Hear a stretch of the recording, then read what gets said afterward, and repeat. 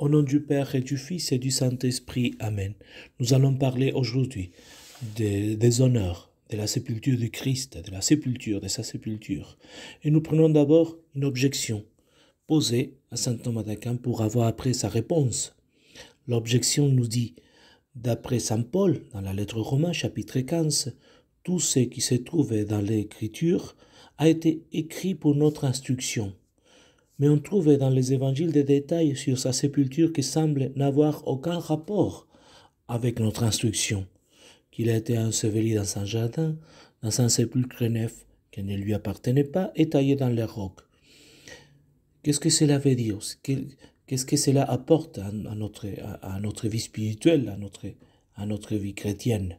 Et voici la réponse donnée par saint Thomas d'Aquin. Le Christ a été enseveli dans un jardin, afin de symboliser que par sa mort et sa sépulture, nous sommes libérés de la mort que nous avons encourue par le péché d'Adam commis dans un autre jardin, le jardin du paradis. Premier enseignement. Encore, toujours d'après le Père de l'Église, comme dit saint Augustin, si le Sauveur est déposé dans un tombeau étranger, un tombeau qui n'est pas à lui, c'est parce qu'il était mort pour le salut des autres. Or, le tombeau est la demeure de la mort. Par là aussi, on peut mesurer le degré de la pauvreté acceptée pour nous par le Christ. Car celui qui, durant sa vie, n'avait pas eu de maison, est enfermé aussi après sa mort, dans un tombeau étranger, et sa nudité est recouverte par le linceul de Joseph d'Arimathie, un linceul qui n'était pas à Jésus, mais à quelqu'un d'autre. Le tombeau neuf peut aussi symboliser le sein virginal de Marie, dit saint Jérôme. Autre symbolisme, par la sépulture du Christ, nous sommes renouvelés, la mort et la corruption étant détruites.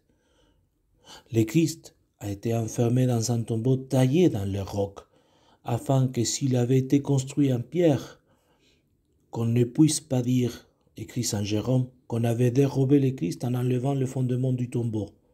Mais il était enfermé dans un seul bloc de pierre, un roc. Aussi la reine de pierre qui fut roulée devant le tombeau prouve-t-elle que le sépulcre n'aurait pas été ouvert sans l'aide de plusieurs hommes. Pareillement, si le Christ avait été enseveli en terre, on aurait pu prétendre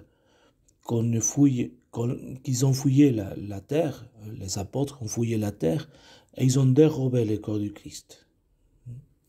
À ce dernier détail, du tombeau taillé dans les rocs, saint Hilaire trouve aussi un sens mystique.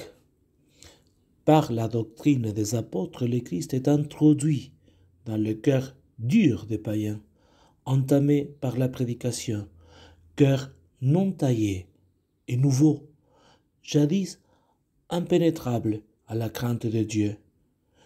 Et parce que rien sauf lui, le Christ, ne doit plus pénétrer dans notre cœur, une pierre est roulée devant l'entrée, protégée.